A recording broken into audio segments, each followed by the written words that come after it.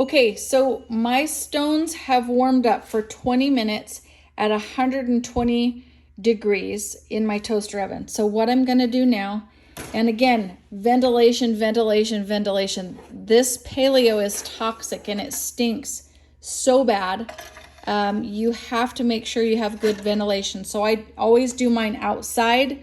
It burns your eyes. Wear eye protection, wear a mask, have good ventilation, have a dedicated little oven. You never want to do this in the house. So while my rocks are hot, I am going to take my little bottle with my tiny tip.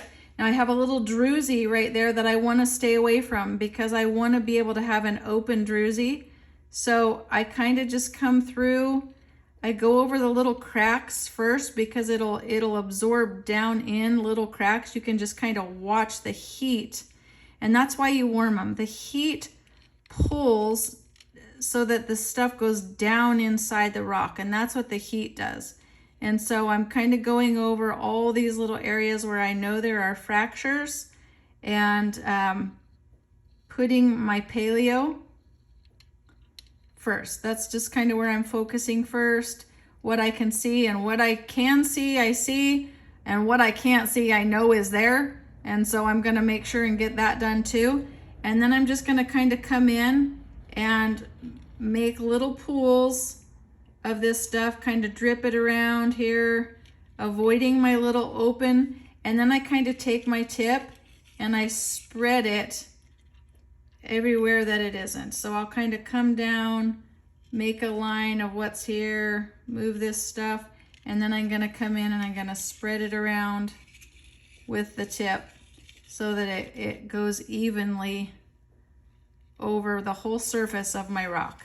Some places it's going to stay, some places it won't, but you're just trying to avoid loss where you can. And it's just a great practice to get in because you're investing your money and you want your investment to go as far for you as possible. So it's a good practice to get into. Some materials don't require it. Like generally agates don't require a lot of paleo, but like this one's a Marfa plume. This was an expensive slab, and I want to make sure I'm getting all the little areas where I can't see that maybe there's little internal fractures or hairline cracks that will save me a lot of grief in the long run when I'm cutting a cab and all of a sudden I've lost it because of whatever. So that's kind of that one with the Marfa plume.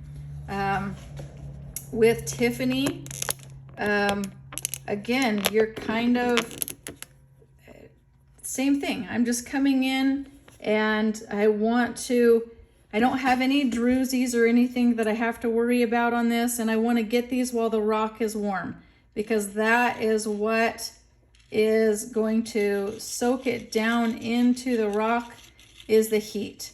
And so I'm just making sure that I'm getting the whole surface covered of these, and I'm just going to do one side and I'm going to heat it up and let it run 20 more minutes. I'm going to open my oven with ventilation, protective eye gear, everything. This stuff will stick to your skin crazier than super glue. So don't touch it. Be very aware and cognizant of your surrounding and what's going on, because you got to protect yourself. You get one life. So, you know, I'm not a complete safety nut, but this stuff truly stinks and is awful. So protect yourself everywhere you can. Bake it for 20 minutes, turn it over, and do the other side 20 minutes, and then let it cool down in your toaster oven. So that's where we'll go from here.